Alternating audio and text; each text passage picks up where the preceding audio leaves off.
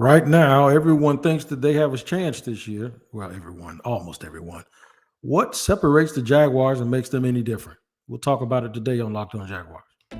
You are Locked On Jaguars, your daily Jacksonville Jaguars podcast, part of the Locked On Podcast Network. Your team every day.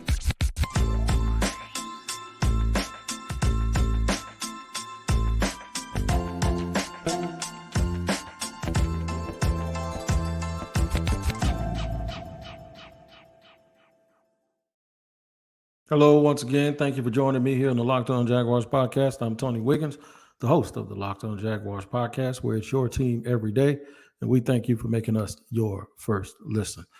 On YouTube, we are free to subscribe to at our YouTube page, which is called Locked On Jaguars. Make sure you hit the like button, subscribe, and hit the bell to ensure that you receive notifications every single time we drop an episode.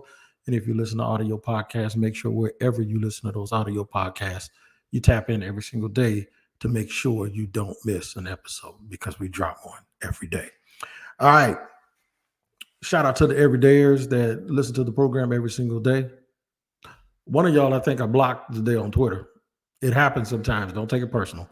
So just shout out to you every day, and we appreciate you taking your time to listen to the podcast every single day. Here's what we're going to discuss today.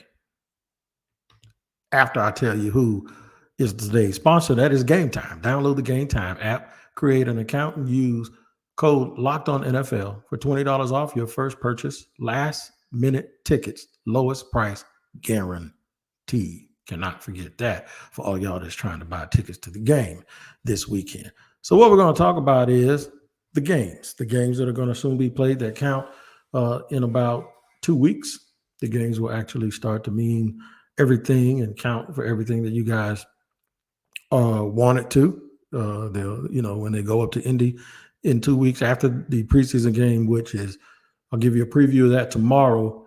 It's a preseason game against the Dolphins here in Jacksonville, the first home game of the year on Saturday. And then we'll be moving right into cuts, last minute acquisitions, final 53-man roster, which yesterday, if you saw the show, I did a guesstimate of what I thought the 53 or 56-man roster was going to look like. And what you'll be getting over the next 2 weeks is all of the evergreen shows, all of the conjecture, all of the guesstimations. That stuff will be out of the window because we'll have tangible things that are happening every single day down in that building that's going to determine how this year is going to go. So that being said, this show is about the possibilities of how this year is going to go, right? How many teams really think 2023 is their year? Raise your hand if you have one. All right. The Jaguars think that 2023 is their year. I honestly believe that there are probably 30 other teams that feel that way. So that means there's 31 teams. No, there's 32 teams. There's one team that's going to remain nameless because I don't want to pick at the Locked On That Team host.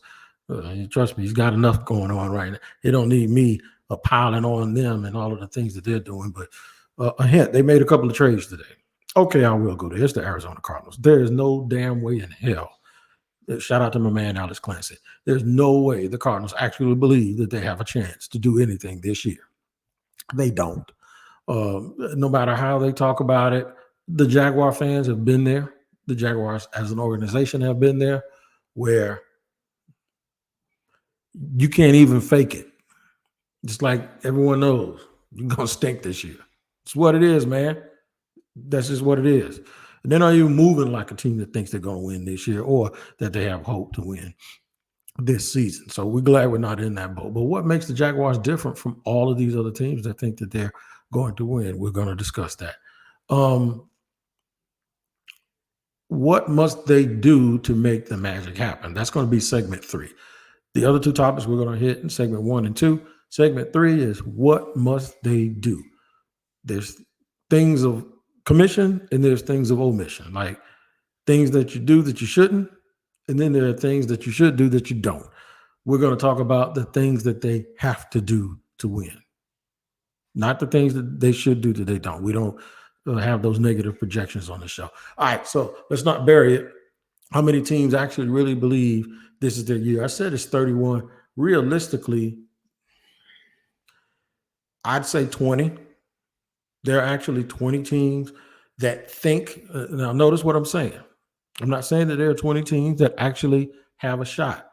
I'm saying that there's 20 teams that actually think they have a chance.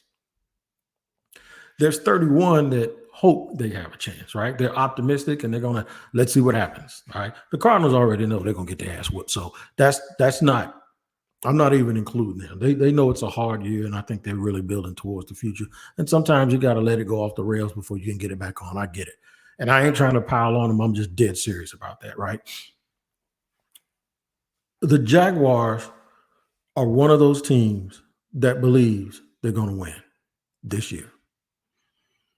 I think every team that made the playoffs last year, and then every team that came close. So there's 7 teams from each conference in the playoffs. That's 14. And then it went down to the last couple of weeks down the wire. The Titans definitely think they're going to be back, right? So they played for the division on the last day of the game. I mean, the last game of the season. The last day of the game, on the last week of the season against the Jaguars. So they were just that close and they were banged up in that game. So they're going to have a chance. I think even in the division, the Colts believe, let's just see what happens with our rookie guy. Doesn't help that they have these problems up there with Jonathan Taylor not wanting to play for him anymore. But they made a coaching change and they probably believe that, hey, we got a shot here, right? We got blue sky and it's a new day.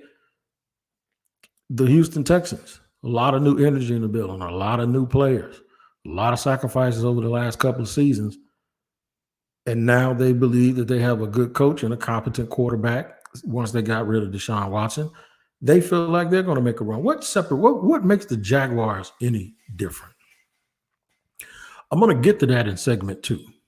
And I'm going to tell you the things that I believe makes the Jaguars feeling and sentiment. Now, nobody down there, you haven't heard anybody say it, but you can tell the way, you can look at their gait, the way they walk around, right? You can tell what the expectations are. They haven't said it flat out. At least I don't think anyone has really said it flat out. But you know that they believe they're cooking with grease and there's something going on this year, right? So I think that there are some folks will say 6 or 7 teams that have a realistic chance to win it. I'm going to go a little higher than that. I'll say 10 or 11. 10 or 11 that if the ball bounces their way, because I believe, like, if you got those 6 or 7 teams and everybody kind of knows who they are, I really think some of those teams are going to have a little bit of attrition based on health, just like they always do. And I think once that happens, every time they disappear, that gives a chance for a team that is on the fringe of those top 7 to appear. Every time one of those teams drops out, it's not like they just, they lost their spot and that's it. No, you lose your spot, that gives somebody else behind you a chance. And I really do believe that the Jaguars are one of those teams that believe they have a chance because they're not a traditional occupier of that top spot. They're not even a recent occupier of that top spot. Right now, they could be a one-year wonder. I want to tell you exactly why I don't think that that's the case. I said they could be, but I do not believe that that's the case. I'm going to talk about all of that. Segment 2 and segment 3 here on Locked On Jaguars. But first, I have to let you know about Gametime.co. That's right. Gametime. If you're buying tickets and it's your favorite thing to do to go to these events, whether it's a concert or sporting events, it can be very stressful, but it shouldn't be because Gametime is the fast and easy way to buy tickets for all the sports, music, comedy, and theater near you. With killer deals on last-minute tickets and their best price guarantee, you can stop stressing over the tickets and start getting hyped for all the fun that you have. Flash deals and last-minute tickets, easy to find and buy tickets for every kind of event in your area, images of seat views, and the lowest price guarantee. All you have to do to snag the tickets without the stress is go to Gametime.co. Download the Gametime app, create an account, and use the code LOCKEDONNFL for $20 off your first purchase. Terms apply. Again, create an account and redeem code LOCKEDONNFL for $20 off Download Game Time today. Last minute tickets, lowest price guaranteed. All right, man. So what is guaranteed here is that you are going to join me every single day for Locked On Jaguars. Proof by the numbers, right? That we're going to have our everydayers here in tow, riding shotgun with me, right? And that the Jacksonville Jaguars are going to start the season in 2 weeks with a hell of a lot of optimism. Those are things that are actually real, right? We're not guessing, we're not touching them, but we don't know what the season is going to behold because the game it's a physical game, but it's also a psychological game and it's a mental game. And there are a lot of things. The thing we love about football is a lot of things have to come together. It's not just a starting lineup of 5 people that play offense and defense. Shout out to basketball. It's not baseball where everybody except the pitcher and the DH play both ways. This, you have an offense, you have a defense, then you have special teams. You got 53 guys, you got a lot of moving parts, got a lot of coaches, and a lot of things have to come together in order for your team to have a shot to win a championship. And then a lot of things have to not happen for that shot to actually manifest itself on the field. So we've already established that there are a bunch of teams, anywhere between realistically 10 or 11, all the way up to number 31, because we ain't including the Cardinals, all the way up to number 31, of teams that actually feel they have a legitimate reason to be happy about 2023. But what makes the Jaguars different? This is just strictly my opinion. My opinion is what makes the Jaguars different is the way that they ended last season, the way that they approached the offseason. I think when you combine those two things with the fact, obviously, that they have Trevor Lawrence and they have Doug Peterson, I really believe that this is it. Now, I know in the past you've heard me actually say something. And the thing that I said, I actually got it from former head coach Doug Marrone. This year's a new year. He said it in 2018, and boy, was he right, because the 2018 season didn't turn out anything like the 2017 season. It started that way, but it quickly got off the rails and it went sideways, right? You said that you don't carry over things from the previous season. This year is an entirely new start. You start all over. And while I agree with the fact that that's like saying you do, in my opinion, you do carry things over, but the things you carry over won't go out alone and can't stand alone and win you games unless you do the things consistently that won you the games the year before. You got it? We understand that we're not contradicting ourselves and we're not talking out of our side of our neck. Not one first down that you got last year is tangibly actually going to help you sustain a drive this year. Not one field goal that you got last year is going to count towards any score from this year's game. But you do learn lessons. You do learn lessons. The value and the importance of getting off to quick starts, right? The fact that you know, because you've actually done it before, you know as a player what it takes to win and how to win and how to persevere through some drama and some trouble. You got the formula. You've walked that walk. You stepped in that dirt. You've been 10 toes down in that situation before. You know what it takes. You know the effort that's required to get to a certain point. And you know it wasn't good enough to get you where you wanted to go. So these are the lessons and these are the things that I believe work hand in hand with the fact that they knew exactly what they had to do at the end of the season, and they proved to themselves that they could do it. They then saw all of that come down to a last couple of minutes of the game, fumble recovery and return for a touchdown against the Titans. No matter how happy the fans were, no matter how much they wanted to win that game, they had to dig down and really go deep and find a way to be victorious against the Titans. And then the following week, after making it into the playoffs, They get down 27-0, and most of it was their own doing, even though I will give the Chargers credit because you always have to give credit to your opponent. And they found something within themselves.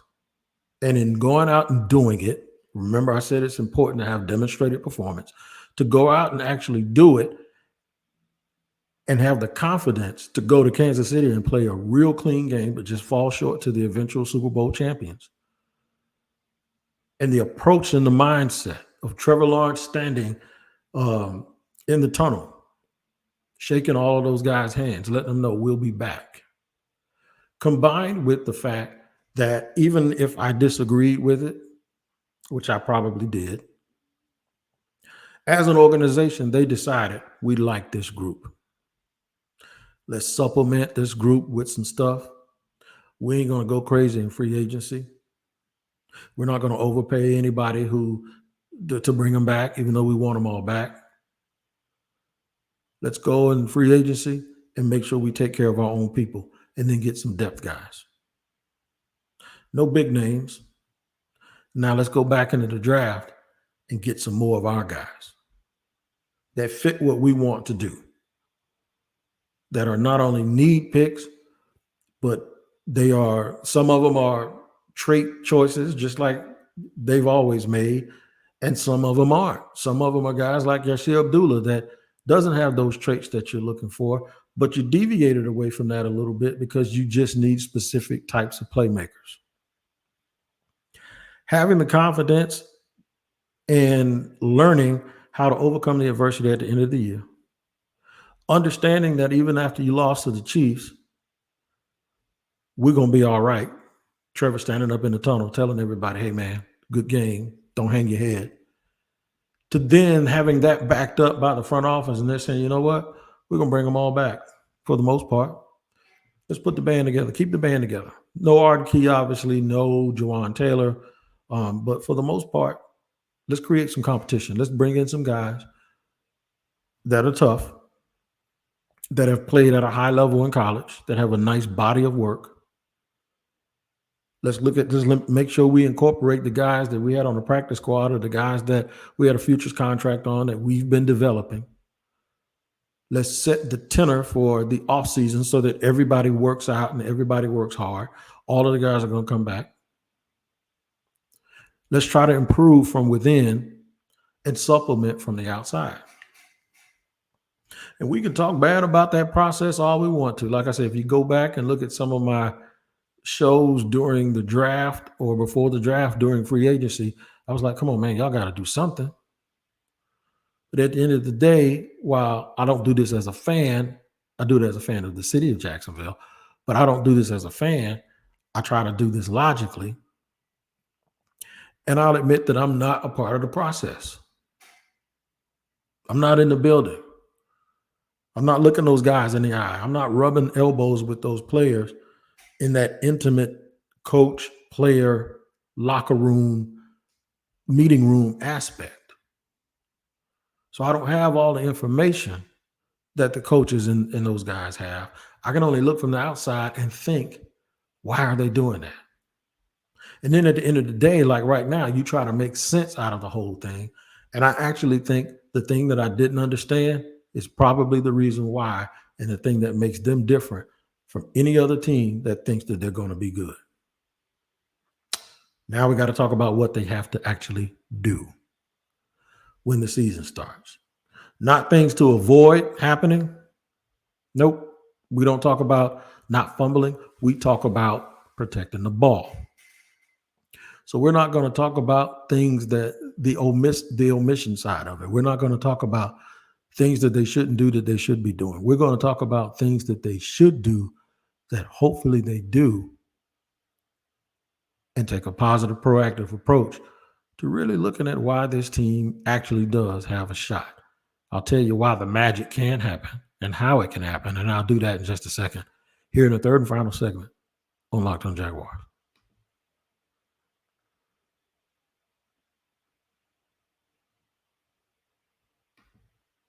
All right, segment number 3 here on Locked On Jaguars. What must the Jaguars do for the magic to happen? Keep Trevor upright. That's number one. Protect your quarterback. At some point, hopefully sooner rather than later, get healthy on both lines of scrimmage. They're not quite right there. They're not quite there yet. It's probably not as catastrophic and as bad as we think it's going to be, but it's enough there for us to be a little bit concerned. Get off the quick starts in these games. Be at least a game over 500 or 2 games over 500 when you get to the above halfway point. That would be week 9. Week 9, I want to see them at least 5-4, 6-3 before they make a run with those last 8 games. If you're 6-3, you got eight left, and you go 5-3 down the stretch, that means you're 11-6. That probably wins the division and may allow you to host a first round game, depending on a whole bunch of stuff. But you might be able to. Good fortune is if you're a little bit better than that and you can get up to 12 wins, you probably do host a home playoff game. They had a worse record than that last year, and they hosted a playoff game. They have to have their best players be at their very best at the biggest moments. That is Trevor Lawrence, Calvin Ridley, Travis Etienne, Christian Kirk, Josh Allen, Trayvon Walker, Devon Hamilton. I'll give you a quick update on him at the end of the show. Tyson Campbell, Andre Sisco, Rashawn Jenkins, Foyol Khan, and Devin Lloyd. Now, I just named half the damn team, right? Yeah, but that's what good teams do. Whenever they have to step up and do things a certain way, they find a way to get it done. They have to understand that while they got better, everyone else thinks that they got better too. And it can't be just enough. It can't just be in here. It can't just be want to. It has to be a professional, targeted approach to be like a computer program, like a hard drive. Every time you stick it in, every time Doug Peterson walks out there and turns that headset on and puts his headset on, and the referee gives the signal that the game is going to go, the Jacksonville Jaguars have to Jacksonville Jaguar. They have to be the same team every time. They don't have to look the same every single week, but there has to be a consistent and concerted, very deliberate approach to playing football. You have to play tight, play loose.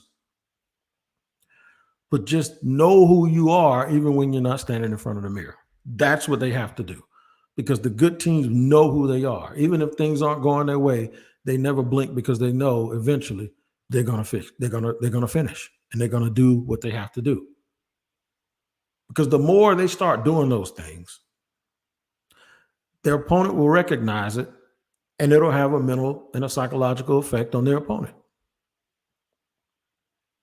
And eventually you will not just be, as a fan that goes to the game, you won't just be happy because of optimism.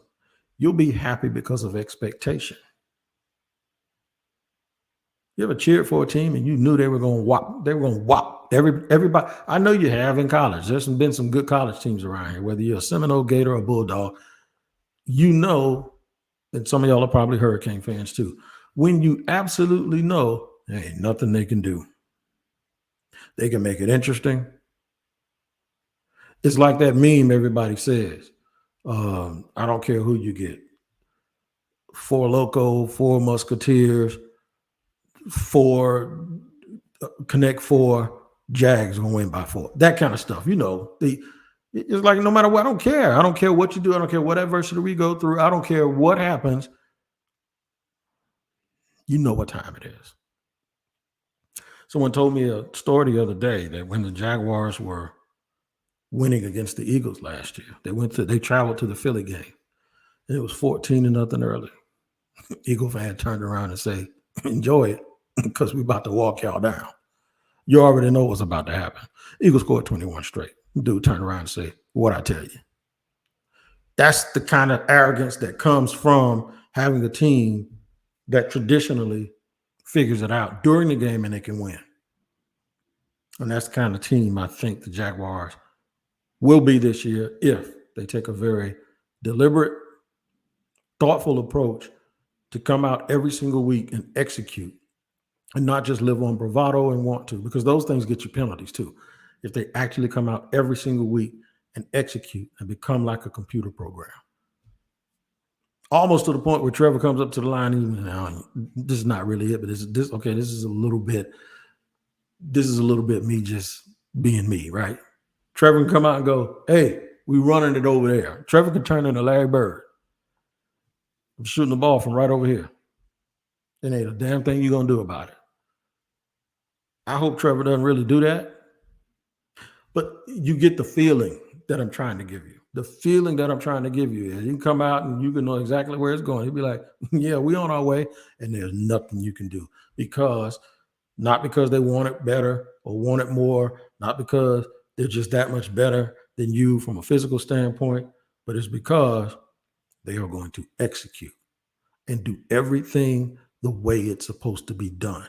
And I'm going to tell you right now, as much as coaches love talent and they'll take talent over anything, the one thing they'll tell you is they love a team that knows who they are, plays like they know who they are, and plays for each other and not for themselves. And that's the way I believe the Jacksonville Jaguars can separate themselves, make the magic happen, and be different. Because, like I said, 31 teams, everybody except Arizona, probably believes that this year can be special if they do certain things.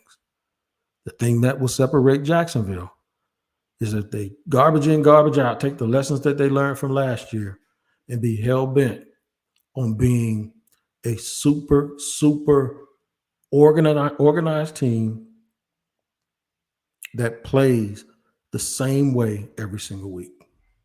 We play it here every single day on Locked On Jaguars the same way, and the Locked On NFL podcast does the exact same thing. And you can check that out because it is your team every day. They drop an episode every day. On Wednesdays, I'm on there with James Rapine, and you're going to get stories from around the NFL about all of the current events and things that could and should happen. Make sure you check it out. Hit the like button, the bell, and subscribe to Locked On NFL. See me here tomorrow with a preview of the last preseason game of the year between the Jags and the Dolphins. Until then, you guys take care of each other, and I'll take care of me and be back here tomorrow with another edition of Locked On Jaguars.